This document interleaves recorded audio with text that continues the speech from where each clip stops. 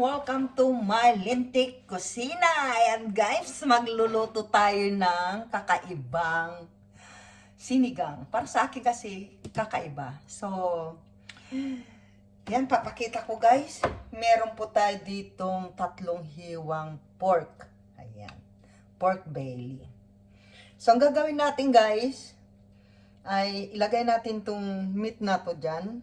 Ayan. Hanggang sa mawala yung water na ilalagay natin. So, ayan. So, syempre, paanda rin natin yung ating kalan.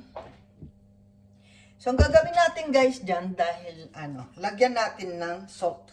Ayan. Bahala kayo kung gaano kadami yung salt. Para lang, pag nawala yung, niya, yung tubig niya, hindi siya didikit yung meat. So, lagyan na natin ng water. Ayan. Ayan.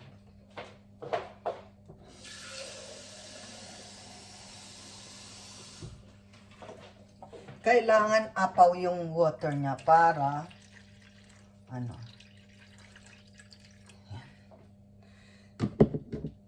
So, wait lang natin na maubos yung tubig niya guys.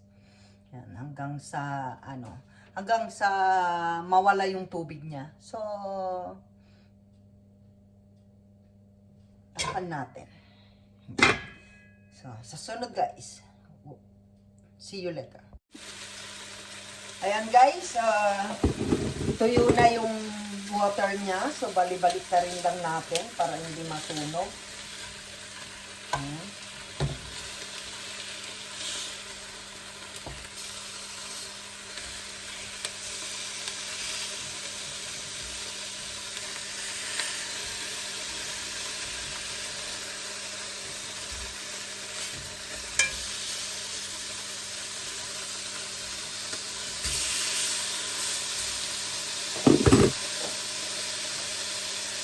So, lagyan natin ng kunting mantika.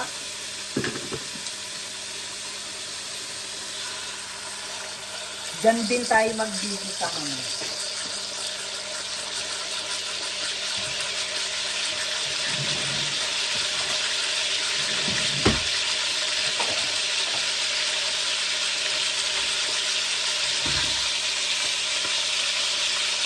Yan, be careful guys kasi baka tatalsik siya.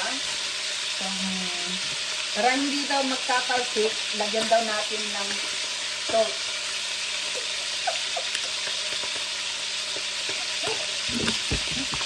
Ewan ko kung totoo yun.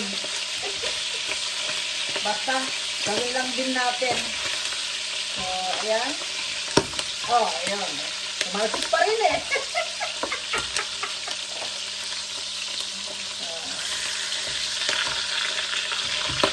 So, balik-balik na rin lang natin siya, guys.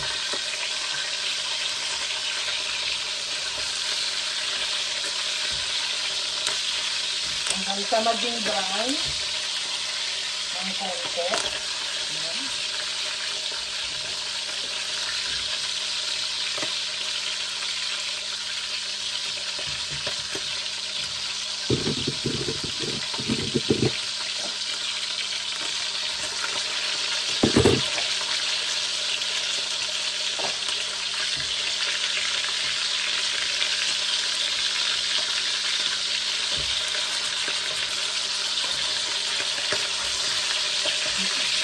Ingat lang sa talsik guys. Ayan, katulad sa akin na takot sa talsikan. Ayan.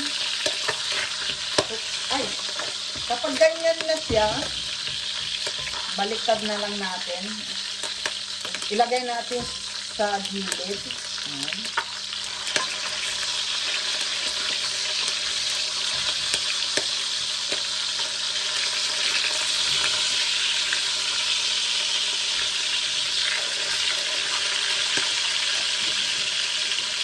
Pag ganyang brown na, lagay na natin yung bawang.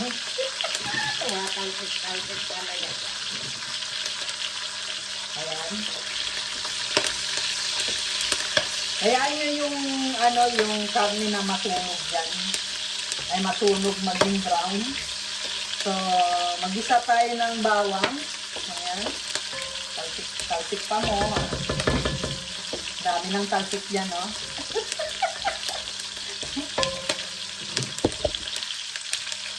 Ayan. Lagay na rin natin yung luya. Ayan.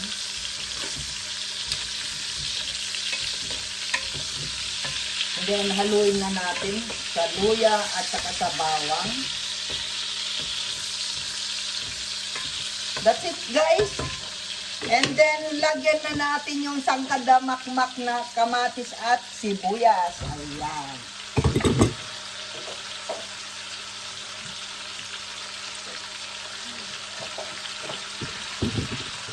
Ayan, guys.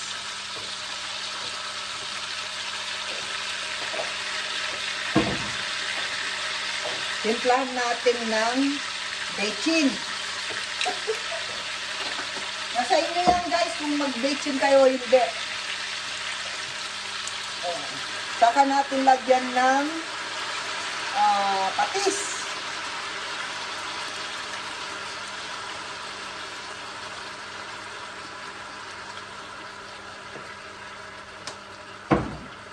Walang sukat-sukat yung patis ko, bahala kayo dyan, guys. Kasi kung maalat, dagdagan natin ng tubig. Diba? So, ayan, guys.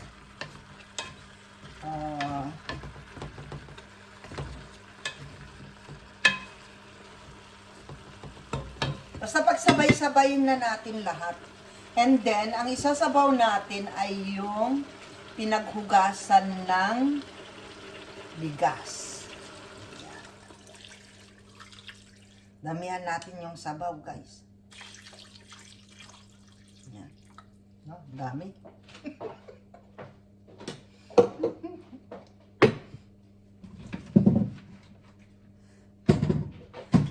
At ilagay na rin natin yung gabi para sabay-sabay lumampot. O, diba? Palakasan na natin yung apoy para maluto na siya. So, ayan, guys. Hintayin natin na lumambot yung gabi at saka yung karne natin. Ayan. So, ilubog na natin yung mga gabi. Ay, ibabaw na natin yung ating pork. Para maluto yung mga, kasi di ba pinakuluan na natin yung pork. So, dapat ang maluto dyan yung gabi. Ayan. So, timplahan na natin kung tama yung lasa niya. Wow, sarap. So, I'll be right back. Ayan, guys. Tingnan natin kung okay na yung ating, sinigang na kakaiba.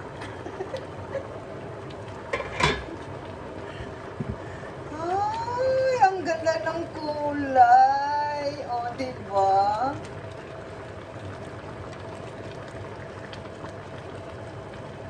Kaya malambot na yung gabi. So, ayan, guys. Kaya ko siya pre-night, guys, para hindi siya madurog-durog. Buo pa rin siya. So, dahil sinigang siya, lagay na natin yung repolyo natin.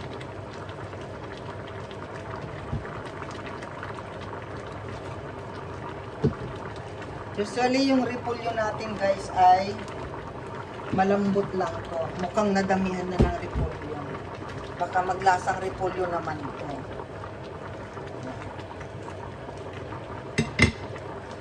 So, lagay na natin yung ating tamarind soup. Tamarind powder pala. So, dahil maasim ako, gusto ko maasim yung sinigang natin. So, yan. Lagay natin yung isa.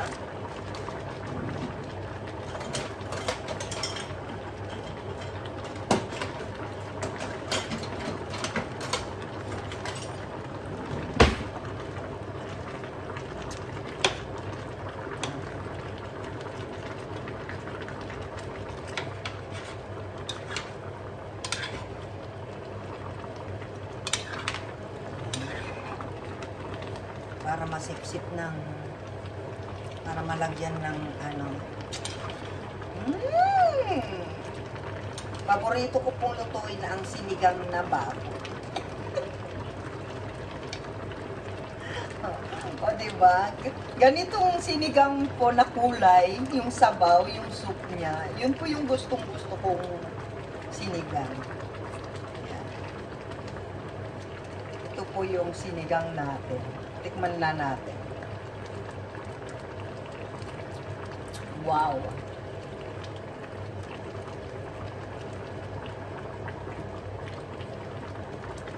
Ang sarap niya. Grabe. Pwede nang kumain. That's it guys. Shout out everyone. Sa buong Team Lintek. Shout out sa ating mga bisita. Shout out. Hindi ko na kayo isa-isahin guys dahil gutom na po si Lintek. Magmumukbang na si Lintek. So shout out everyone. Thank you so much. See you next recipe.